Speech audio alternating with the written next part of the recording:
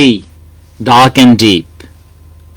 The woods are lovely, dark and deep, but I have promises to keep, and miles to go before I sleep, and miles to go before I sleep. If you studied grade ninth, you might have read these lines in the syllabus that we had for grade ninth. If you had love for literature, if you had love for nature, if you have love for words, and if you had love for snow, you might have read these lines. And you might have known that these lines are from a poet named Robert Frost. Today, we have somebody with us who has translated the works of the great poet Robert Frost. I mean, we have Mr. Rashid Saleem with us. Mr. Rashid Saleem is principal of Islamabad Model Postgraduate College Afnan 4. He's a translator. He's a poet himself. He's an educationist. You might have heard a lot of his talks on the black hole with regard to science, with regard to the relationship between science and language, with regard to physics. So one would say that he's jack of all trades. Sir, welcome to Planet FM 87.6. Welcome to our show. Thank you very much for inviting me. Robert Frost, as I started with, what prompted you to translate Robert Frost? Well, I didn't set it up as a project. Actually, the moment I read his poems, I fell in love with it. So gradually I started diving deep into it, and in that attempt I started living with those poems. And then, you know, when I started teaching Robert Frost in the class, and I thought, why not try to render it into Urdu poems, because I am a Urdu poet myself. So although I had heard Robert Frost's famous dictum that poetry is what is lost in translation, but I took it as a challenge. So I thought, let's try to put it into Urdu. And when I shared the very first one, I think I was in MA English part 1, when I shared it with my class fellows and teachers, they appreciated it, and this is how it all began. MA Part 1, so I mean, this is an inspiration for many out there, our students who are studying Robert Frost right now, or studying any poet right now. I mean, getting involved with such intensity.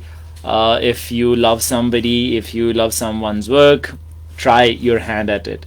Rashid Saab, you are an English literature teacher, and obviously you deal with a lot of poets. Why Robert Frost in particular? Was it something in his language, something in it, the style, something with the lexis that prompted you to opt for him? Or was it just the themes, the ideas? I think there were, in the beginning I didn't know why I fell in love with it, but later on when I thought, I think it's because of the colloquial style that he has, because of the elements of theater in it. And in the beginning, you know, apparently, I often say Robert Frost is a deceptive poet, because apparently at the surface level you can think of it as a simple childish story or a depiction, but he himself said that his poems are like parables. So they can be studied with multiple perspectives. And you know, when I started studying philosophy and psychology, the subjects I was interested in, I realized that it was not merely sense of the sound, as he would often call his poetry, and he actually consciously used this sense of the sound, but mainly he was talking about human nature, about different psychological paradoxes that human beings feel. Mhm. And that's what makes universal appeal in his poetry, because although apparently he seems like a regional poet, Mhm. so describing the farmland of the New England. But in the beginning, actually, even the modern poets of his time, like Ezra Pound and W.B. Yeats, they thought of him as a regional poet. And uh, there were many other critics as well who thought that he is merely a local regional poet. But the themes that he deals with are actually universal, that go beyond time and space. Mhm. Mhm. So probably because of the aesthetic beauty of its apparent theatrical elements and the dialogue in it, and also because of the deep philosophical and psychological meanings in it. So I can't say which one attracted me more, but I think both. Yes. So I've read Rashid Saab's work, many poems that he has translated of Robert Frost, and because I myself am an English language teacher, English literature, I've studied it. Also studied works of a few other Pakistani translators, renowned poets. I've read a couple of poems translated by Kishwar Naid Saiba as well, but I'll take the liberty to say that when I compare Rashid Saab's work with those, his work stands apart. And I am saying this, and I'll read a few so that my audiences would watch for themselves what I'm talking about. Because what I found in other works, Rashid Saab, is that the lexis, the words are translated, but the mood, I mean, it's very hard to translate the mood. How challenging was it to translate the mood of Robert Frost? Because we see that he carries a certain mood in his poetry. And what we find, as you said, that he himself said that a translation, it doesn't really work. But in your case, we believe that it did work to an extent. How did you do that?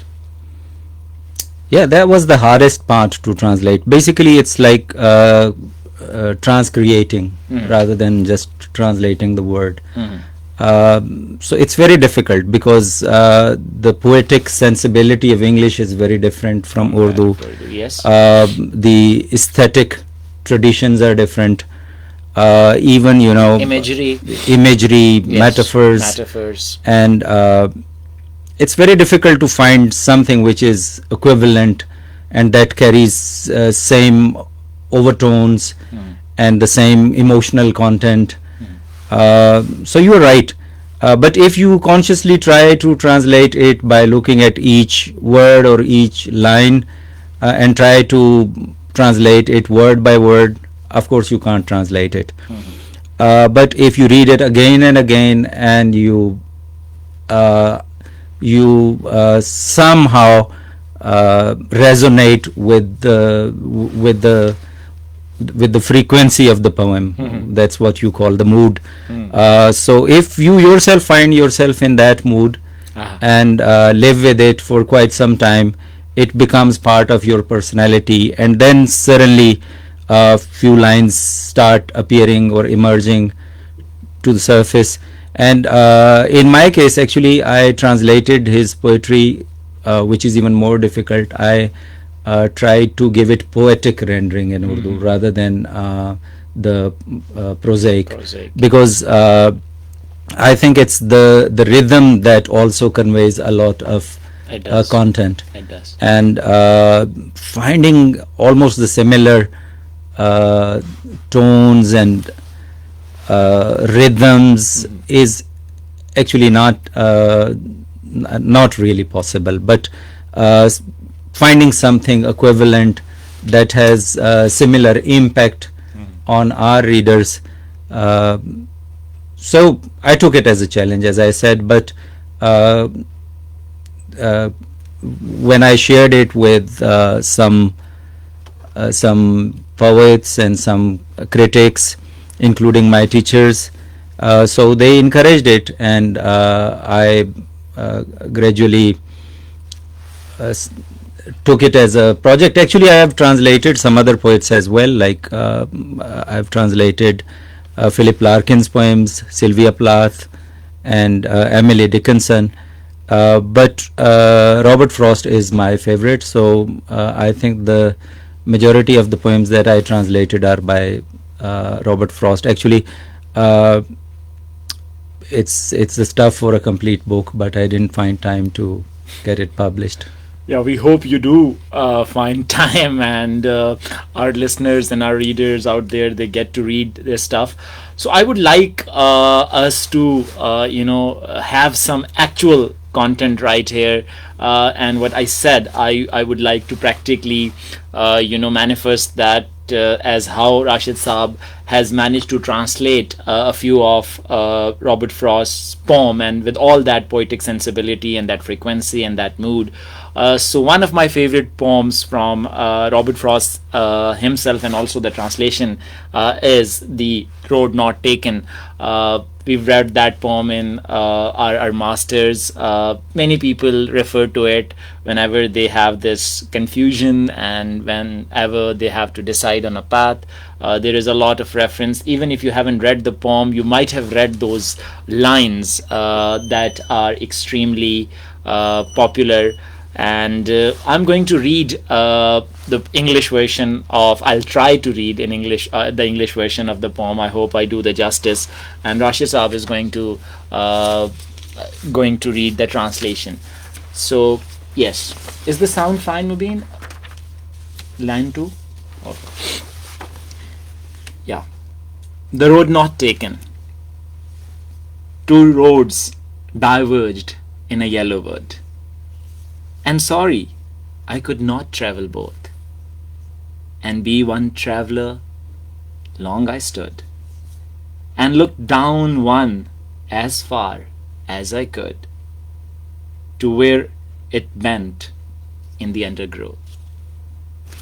Please, sir. जी, इसका मैंने उन्वान रखा है, छोड़ दिया जो पंथ. The road not taken, छोड़ दिया जो पंथ.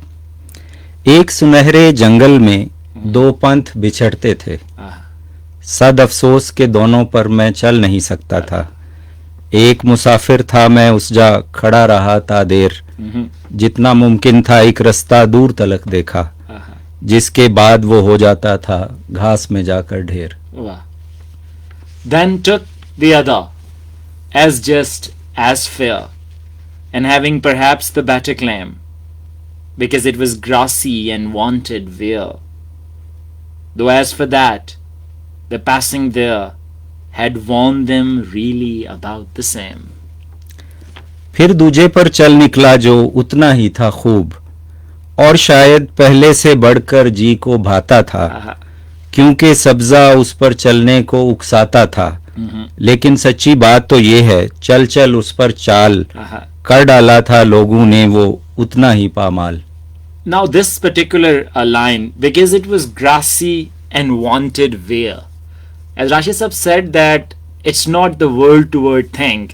Grassy and wanted wear, and you said, can you repeat that please? क्योंकि सब्जा उस पर चलने को उकसाता था. उकसाता था, wanted wear, उकसाता था. That's quite different, but I think the mood, the sensibility and equivalence, we can see that equivalence there. And both that morning equally lay in leaves no step had trodden black. Oh, I kept the first for another day, yet knowing how way leads on to way, I doubted if I should ever come back. और दोनों सुबह तो बिल्कुल एक ही जैसे थे. गीले पात पे कदमों ने कुछ नक्श न छोड़े थे. पहला मैंने और किसी दिन पर रख छोड़ा लेकिन इस दुनिया में जैसे राह से निकले राह, डर था मैं अब कभी भी वापस आ नहीं पाऊंगा. वाह वाह. I shall be telling this with a sigh, Somewhere ages and ages hence, two roads diverged in a wood, and I took the one less traveled by, and that has made all the difference. यूं बतलाऊंगा मैं एक दिन ठंडी आह के साथ, मुस्तकबिल में जाने कितने माहो साल के बाद, एक जंगल में बिछड़ गई थी दो राहें और मैं उस राह पे चल निकला जो कम फरसुदा थी, और उसी के बायस हूँ मैं आज हूँ जो कुछ भी.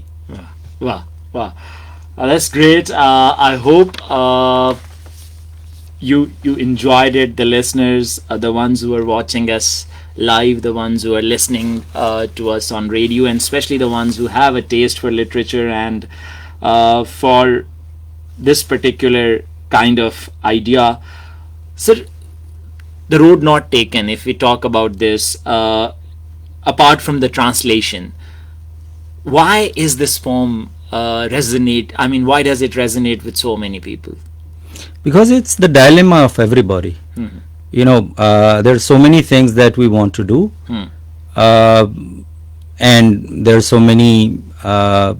In fact, at every step we have at least two options, and we can only take one of them, and the other one we leave for future. We actually never are able to come back to it. So this is a psychological dilemma that almost all of us face. And as I said earlier, there is deeper symbols in it. So although apparently it's a beautiful scene and it's a beautiful depiction, but basically it's more about human nature than the physical nature. So you know, हज़ारों ख्वाहिशें ऐसी के हर ख्वाहिश पे दम निकले, बहुत निकले मेरे अरमान लेकिन फिर भी कम निकले, as Ghalib says. So Ghalib also has written a lot about human nature. So this is what I was saying, that it has the universal appeal, because you can't bound it within any time or place. This has been in antiquity and it will be for a human being of future, no matter how advanced technology we have. But still, you know, we will regret the road that we could have taken, and it might have given us altogether different future. But I think this reminds me of John Elias, another poem, one verse by him. Please. If I can recall it properly. है अजब फैसले का सहरा भी, चल न पड़िए तो पाँव जलते हैं. So you have to pick up the next step, you know. Yes, yes. And when you pick it up, then you have taken a decision, and you will have to pay the price for that decision, and you will also feel regret for the one that you didn't take, the path that you abandoned for some other day. True that. Sir, out of all these poems that you've translated of Robert Frost, some are like very well known, as The Road Not Taken, Stopping by the Woods on a Snowy Evening. What one poem you think really, it stayed with you, and especially the one that you think that you've translated the best, and you really like your own translation of that poem? Well, I'm not completely satisfied with my own translation, but I've lived with every single poem that I've translated. In fact, without really feeling impressed by the poem and living under it, I think I won't be able to translate any poem. So I have lived with every single poem for months, weeks, sometimes even years, I would say. And only then I translated them. Otherwise, as far as asking which one of these I like the most is like asking which one of your kid is the cutest. So Okay, let me rephrase it then. Which one of these you find the hardest to translate? wow. Because now obviously diction is involved, a lot of stuff is involved, and obviously a few of Frost's poems are not that straightforward. They carry a lot of complexity. So, yeah, please. I think anticipation was the hardest, but worse than reality, because actually when I started writing it, I never consciously sat and started writing it. In fact, a few lines, they started piling up in my mind, and then I thought I should better write it down. And when I at least if I liked a poem when I started writing it, then it flowed naturally, I think. So it was like for a few days, for a few hours, you would feel uncomfortable, as if you would never be able to translate it. But then suddenly, out of the blue, a line appears and you catch the rhythm and the mood, and then everything, I think, flows naturally afterwards. It's probably the first few steps that are difficult, but once you start it and you are passionate about it, then I don't think there remains any hurdle. When we were students, I remember I did bachelor's, and in bachelor's course at that point, one of Robert Frost's poems that was part of that course was After Apple Picking, and we found it hard actually to understand After Apple Picking at that point.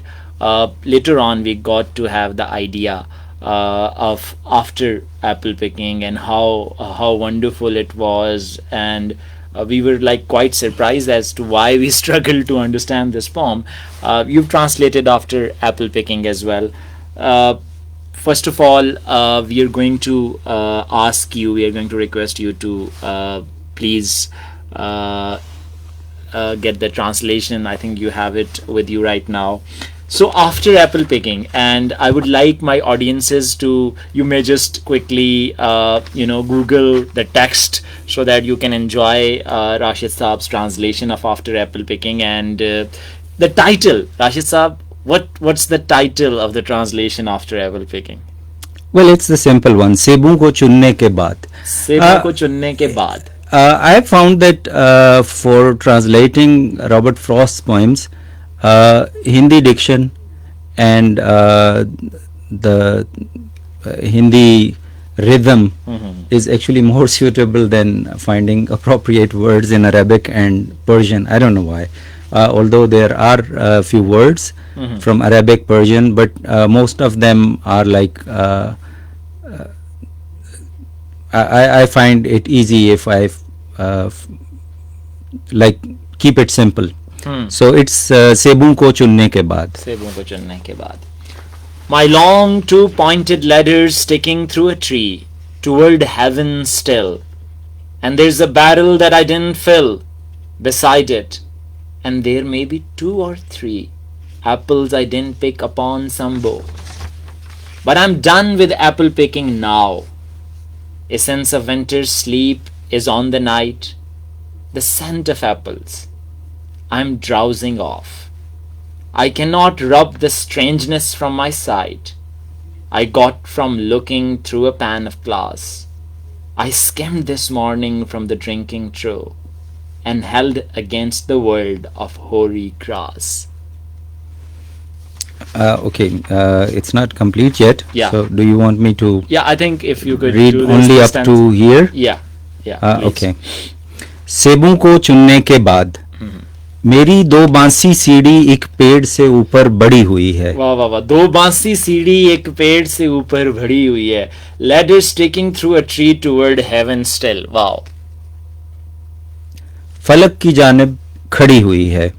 पास ही एक पीपा है जिसको मैंने अब तक भरा नहीं है. Barrel is translated as पीपा. Wow. पास ही एक पीपा है जिसको मैंने अब तक भरा नहीं है.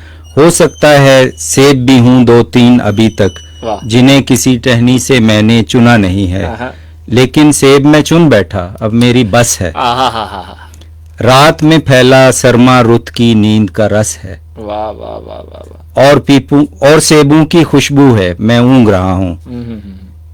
मैं आंखों से मल नहीं सकता नामानूसी, جو دارائی ہے اس شیشے کے اندر سے، جس کو صبح نتھارا میں نے حوض کے پانی کے اوپر سے، واہ واہ واہ. اور جہانے خس کے آگے ایسے رکھا، اس کو پگھلنے گرنے اور بکھرنے تک تو تھامے رکھا، لیکن اس کے نیچے گرنے سے کچھ پہلے جا پہنچا تھا نیند کی سرحد سے میں آگے. واہ. I think you read it up till Yeah, here. yeah. The world of hoary grass, you have translated it as اور جہانے خس کے آگے ایسے Jahane رکھا. Khas. Yeah. Brilliant. And every fleck of russet showing clear, my instep arc not only keeps the ache, it keeps the pressure of a ladder round. I feel the ladder sway as the bows bend, and I keep hearing from the cellar bin the rumbling sound, offload, onload of apples coming in, for I have had too much of apple picking. I'm overtired of the great harvest I myself desired. There were 10,000 fruit to touch, cherish in hand, lift down, and not let fall.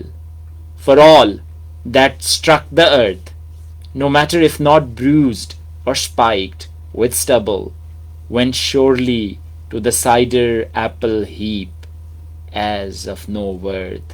One can see what will trouble this sleep of mine, whatever sleep it is.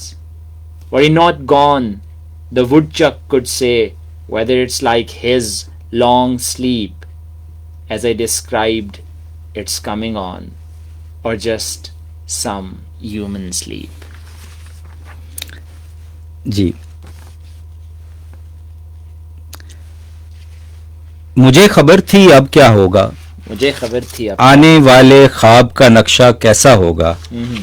سیب مکبر سیب ابھرتے غائب ہوتے، موٹے موٹے ڈنٹھل ٹہنے اور شگوفے، صاف دکھائی دینے والے سرخی مائل بھورے دھبے، میرے تلووں کی محراب میں درد بھرا ہے.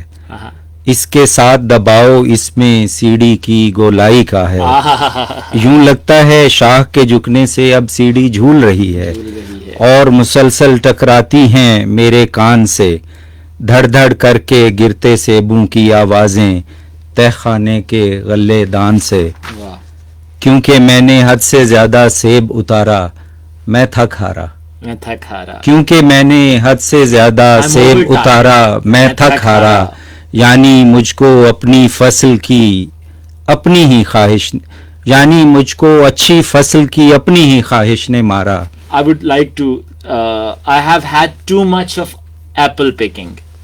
I'm overtired of the great harvest I myself desired. Sir, please repeat. کیونکہ میں نے حد سے زیادہ سیب اتارا میں تھک ہارا، یعنی مجھ کو اچھی فصل کی اپنی ہی خواہش نے مارا. 1 کروڑ پھلوں کو ایک ایک کر کے اپنے ہاتھ میں لینا، پیار سے چننا، سینت کے رکھنا اور نیچے نہ گرنے دینا، کیونکہ زمین سے جتنے دانے ٹکرائیں گے زخمی ہوں گے، مڈ سے لگ کر چھل جائیں گے، بچ بھی گئے تو شامل ہوں گے خمری سیب کے ڈھیر کے اندر، بے قیمت بے وقت ہو کر. آپ بتا سکتے ہیں میری نیند میں کیسی زحمت ہے یہ، نیند کی جو بھی حالت ہے یہ، اگر نموشے سرمائی یوں پہلے سے چل نکلا ہوتا، میں نے اس سے پوچھا ہوتا یہ جو میری آنکھ کے اندر اتری نیند ہے کیا یہ اس کی نیند کے جتنی لمبی ہوگی یا بس انسانوں کی نیند کے جیسی ہوگی. سبحان اللہ، کیا بات ہے، کیا بات ہے. I would ask you why 10,000 fruit is translated as 1 crore. Why so literal? میں نے ویسے سوچا نہیں. I didn't really think it was literally, is it اچھا exactly 1 crore? Basically it just shows a great abundance. Okay. Both crore and And then the translation of aap, that's, I mean, when we translate this particular aspect, why is this aap there? you've just when you were translating, you used आप. Was it like आप for you, or आप बता सकते हैं आप मेरी बता नींद में सकते कैसी that आप? जहमत है. Yes, जी, yes, this आप. you know, I don't look at individual words. Okay. It's So like that's what we actually were it's saying in the beginning. yeah. It's the essence. It's yeah, it's the whole one can chunk, see what yeah. will trouble. So आप बता सकते हैं. Okay, Yes. I didn't even Yeah, remember yes. the word that I had. Yes, So yes. it's one is translated as up. आप. But I think you don't look at the individual words. Okay. Don't even look at the individual lines here. You actually try to look at the scene that he is creating and what kind of impact it generates So on from the here, reader. we would like you to, suggest, or some sort of advice for the people who are trying to translate works, obviously, as to make it effective. You did this, you followed this particular style. Is it like your own way of thinking about it, or is this how translation should look like? Well, earlier you said that you found my translation better, but personally I don't think. There are different people, different strategies that they adopt. So there is no one formula actually. It's the one word that I would like to say is that if you are passionate about it, Okay. and if you really love the poem that you want to translate, then there won't be any hurdle. You start feeling it yourself. Okay. And in a way you reach the if not exactly the same, a similar kind of unrest that probably the poet himself felt.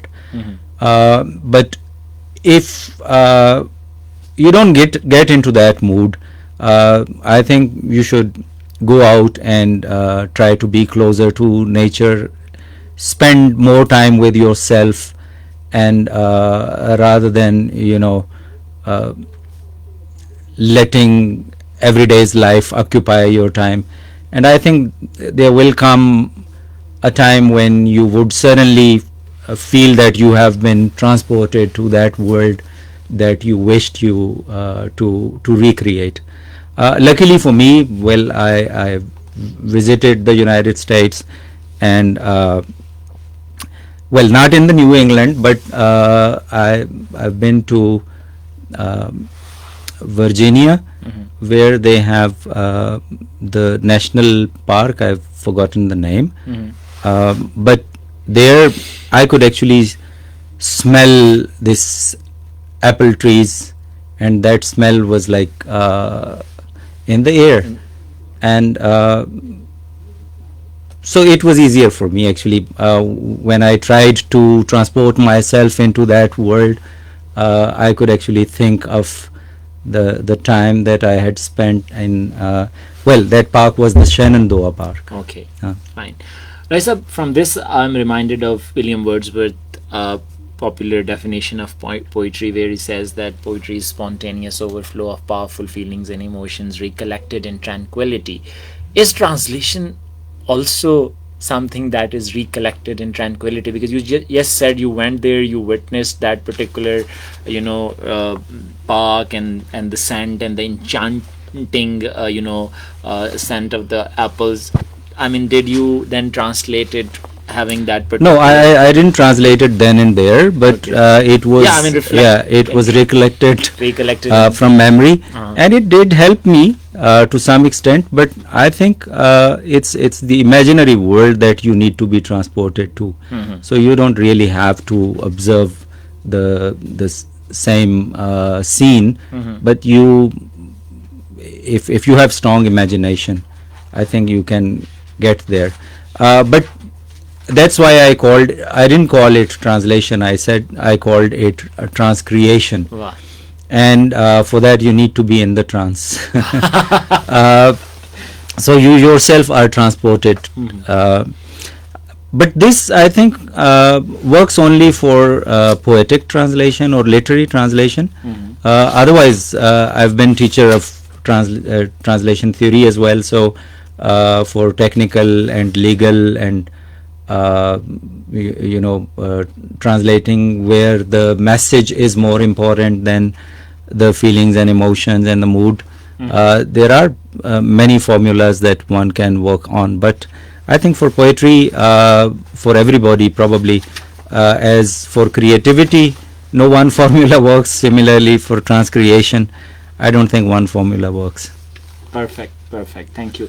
Raisab, I think one poem of Robert Frost that is probably read by almost everybody out there who has done matriculation in Pakistan, that is Stopping by Woods on a Snowy Evening. So Yeah, I think exactly. many might not be familiar with the rest of the poems, but this is a poem, if they're listening to us, they would think, yes, we did study this during our course when we were studying there. So I would like us to go through that poem as well, so that everybody feels the essence of that poem in their own language, in Urdu language, if they haven't got the idea back then.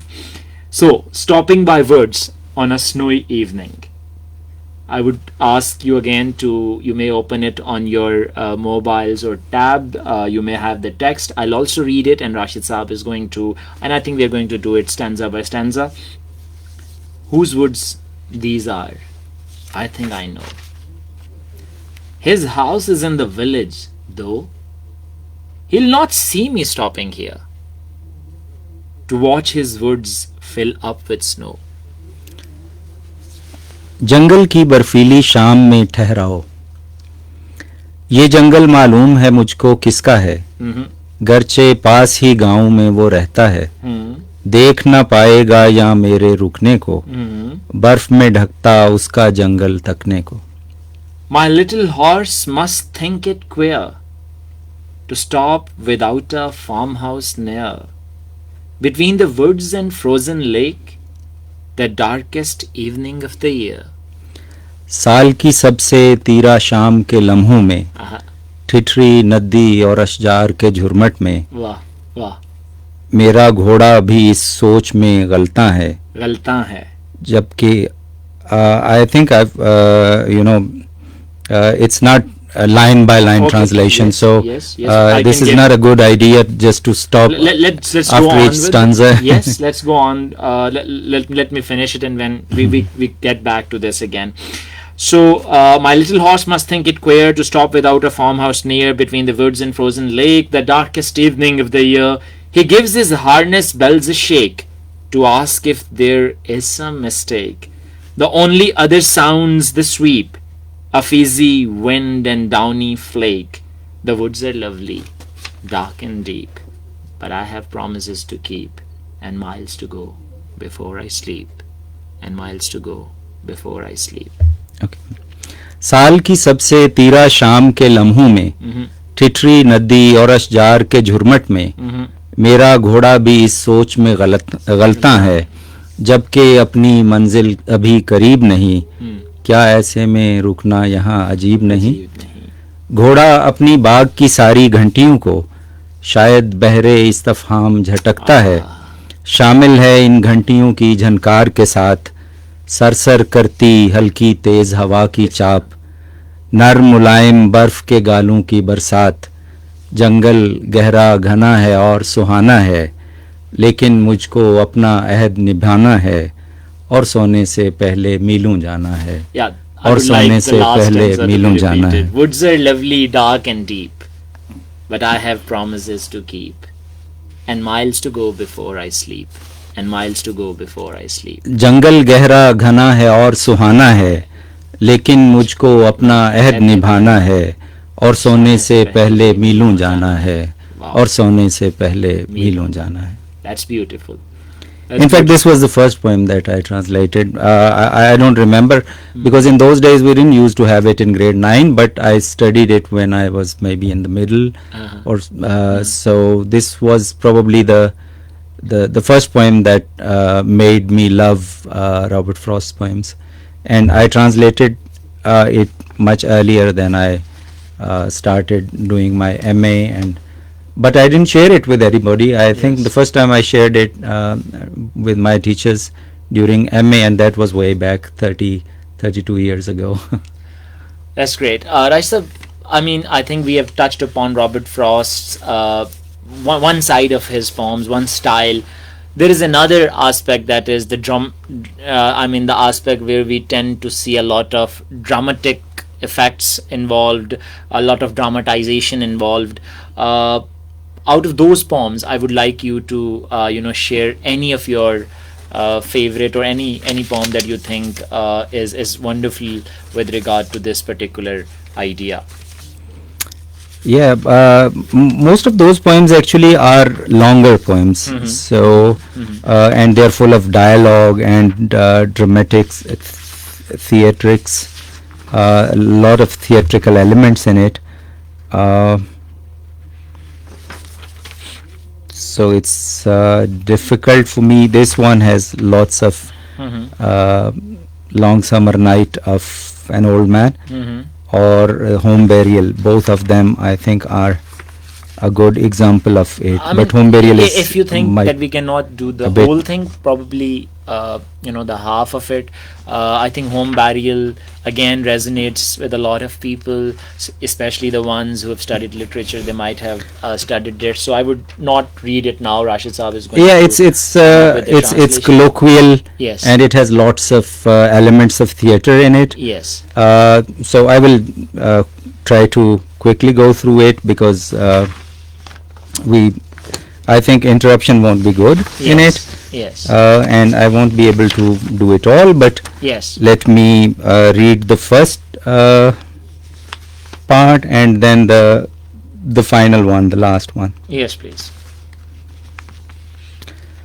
I translated it as Ghar Ka Madfan. Home Burial as Ghar Ka Madfan. مرد نے عورت کو زینے کی تہ سے دیکھا، اس سے پہلے کہ وہ عورت اس کو تکتی، وہ نیچے آنے ہی والی تھی جب مڑ کر اپنے شانے کے اوپر سے اس نے مبہم خوف کو دیکھا، ایک مذبذب قدم اٹھایا اور دوبارہ دیکھنے کی نیت سے واپس اپنے آپ کو اوپر کھینچا۔ مرد نے اس کی جانب بڑھتے بڑھتے پوچھا، اس جا اوپر ایسا کیا ہے جس کو ہمیشہ دیکھتی ہو تم؟ مجھ کو بھی تو پتہ چلے کچھ۔ یہ سن کر وہ پلٹی اور اسکرٹ تلک نیچے جھک آئی، اس کے چہرے کی دہشت نے بیزاری کا چولا پہنا۔ مرد نے تاخیری حربے کے طور پہ پوچھا، کیا ہے جس کو دیکھتی ہو تم؟ اوپر چڑھتے چڑھتے وہ اس تک جا پہنچا اور وہ سہمی سکڑی خوف سے نیچے دبکی۔ دیکھو جانم، آج تو میں بس جان کے چھوڑوں گا، تم کو بتلانا ہوگا۔ لیکن اس نے مدد نہ کرنے کی ٹھانی تھی، سو اس نے گردن کو جھکائے رکھا اور خاموش رہی تھی۔ مرد نے خود سے دیکھا تو اس نے نہ روکا، اسے یقین تھا اس اندھے حیواں کو کچھ نہ دکھائی دے گا۔ تھوڑی دیر تلک تو مرد نے کچھ نہیں دیکھا، پھر بالآخر اس کے منہ سے اوہو اور پھر اوہو نکلا۔ کیا ہے کیا ہے؟ عورت نے جلدی سے پوچھا۔ میں نے دیکھ لیا، وہ بولا۔ تم نے کچھ نہیں دیکھا، وہ للکار کے بولی۔ مجھے بتاؤ کیا دیکھا ہے؟ حیرت یہ ہے میں نے پہلے کیوں نہیں دیکھا؟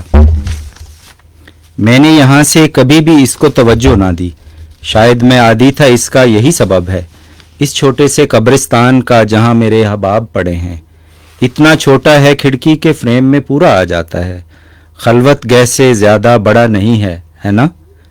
3 سلیٹی پتھر اور ایک سنگ مرمر، چوڑے شانوں والے کتبے، دھوپ میں ٹیلے کے پہلو میں، ان کا ہمیں کچھ دھیان نہیں رکھنا پڑتا ہے۔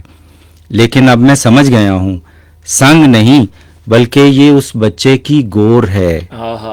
گور۔ چپ کر جاؤ، اس سے آگے لفظ نہ بولو، چپ کر جاؤ، وہ چلائی، اور اس کے ریلنگ پر رکھ کے بازو کے نیچے سے سمٹی باہر نکلی اور زینے سے نیچے چل دی۔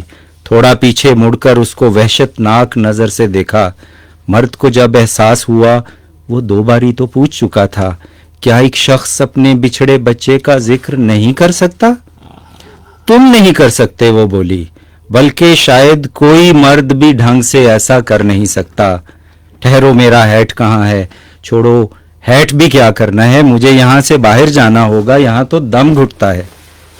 ایمی، اب کے بار کسی کے پاس نہ جاؤ، میری بات سنو، میں زینے پر ٹھہروں گا۔ اور پھر اپنے ہاتھ پہ چہرے کو رکھ کر وہ بیٹھ گیا تھا۔ جانم، میری خواہش ہے میں تم سے اتنی بات تو پوچھوں، پوچھنا آتا کب ہے تم کو؟ پھر تم میری مدد کرو نا، رد عمل میں عورت نے بس در کی کنڈی کو سرکایا. میرے لفظ ہمیشہ تم کو دکھ دیتے ہیں. مجھے سمجھ نہیں آتا کیا میں کہوں تمہارے دل رکھنے کو، لیکن میرا خیال ہے تم سکھلا سکتی ہو. کیسے؟ مجھ کو علم نہیں ہے. عورت ذات کا ساتھ نبھانے والے مرد کو اپنے کچھ مردانہ پن سے جان چھڑانا ہی پڑتی ہے. ہم کچھ ایسا بندوبست تو کر سکتے ہیں جس سے خود کو باندھ کے میں ہر ایسی شے سے روک سکتا ہوں جو بھی تمہارے دھیان میں آئے. گو مجھ کو نفرت ہے ایسی چیزوں سے جو عشق میں حائل ہو جاتی ہیں. عشق نہ ہو تو کوئی جوڑا ان کو چھوڑ کے رہ نہیں سکتا، اور ہو عشق تو کوئی جوڑا ان کے ہوتے رہ نہیں سکتا. واہ واہ. عورت نے کنڈی کو تھوڑا اور ہلایا. ٹھہرو، رک جاؤ. اس باری اور کسی کے پاس نہ بوجھ یہ لے کر جاؤ.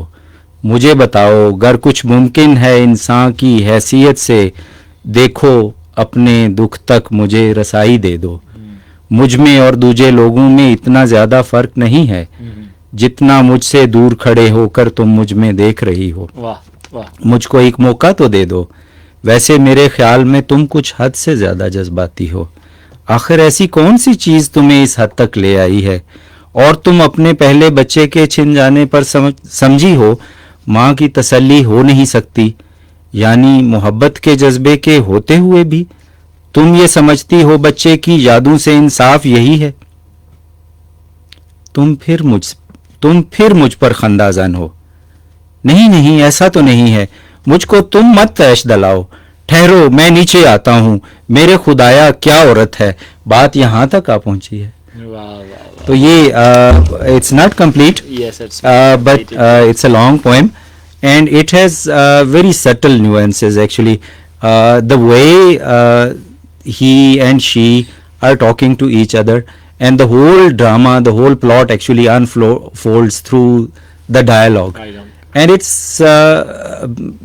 I think, well, I since I am not an actor, so I don't know how to actually read it out, but I do know how to write the script. I was about to say the same, that the way Rashid Saab read it, we get to have that idea that when he was translating, how involved he was, because we could see, I mean, the reactions, the passion, even the facial expressions changing. So it's like visualizing the emotional condition that both of them were in. Yes. And of course it's a tough time for both, but the man who is a very practical person, he has another way of handling his pain, and of course it's very difficult to even imagine how much pain the mother would have felt, and she hasn't yet come out of it.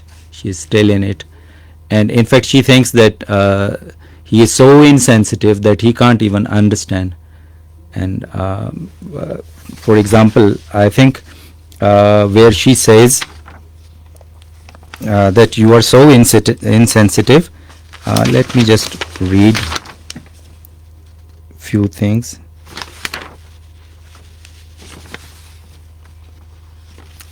Like this one, when he says, کیا اب باپ بھی فوت شدہ بچے کا ذکر نہیں کر سکتا؟ تم نہیں کر سکتے ہو، تم کو بات نہیں کرنا آتی ہے. تم میں اگر احساس ذرا ہوتا تو تم اس ننھی قبر کی اپنے ہاتھ سے کیسے کھدائی کر سکتے تھے؟ میں نے اسی کھڑکی سے تمہیں دیکھا تھا جب تم سنگریزوں کو ہوا میں ایسے اوپر پھینک رہے تھے جو مٹی پر گر کر نرمی سے ٹکرا کر ساتھ بنی گور سے لگ کر واپس آتی اور لڑک کر پھر سے گڑھے میں گر جاتی تھیں. میں نے سوچا کون ہے یہ بندہ؟ میں تم سے ناواقف تھی. میں زینے سے نیچے بھاگی، اوپر بھاگی، پھر سے دیکھا، پھر بھی تمہارا پھاوڑا ویسے ہی اٹھتا تھا. پھر تم اندر آئے، تمہارا بھاری لہجہ باورچی خانے کے باہر گونج رہا تھا. جانے کیوں نزدیک تمہارے جا کر میں نے خود اپنی آنکھوں سے دیکھا. تم بیٹھے تھے اور اپنے بچے کی قبر کی تازہ مٹی ابھی تمہارے جوتوں پر تھی اور تم روزانہ کے دھندوں پر گویا تھے. میں نے دیکھا باہر راہداری میں تم نے اپنا پھاوڑا بھی دیوار کے ساتھ ٹکا رکھا تھا. मैं हंस दूंगा, अपने आप पे बुरी तरह से ठट्ठा मार के मैं हंस दूंगा, मैं मलऊन हूँ मेरे खुदाया, मैं बदबख्त हूँ। मैं दोहरा सकती हूँ एक एक लफ्ज तुम्हारा, तुमने कहा था 3 दिनों की धुंधली सुबहें और 1 दिन की बारिश से तो अच्छे से अच्छे शीतल की बाढ़ भी गलने लग जाती है। तुम खुद सोचो ऐसे वक्त में ऐसी बातें, शीतल कितनी देर में गलता है, इस बात का अंधियारी कुटिया के बासी से क्या रिश्ता। वाह वाह, तुम बेहिस हो मरने।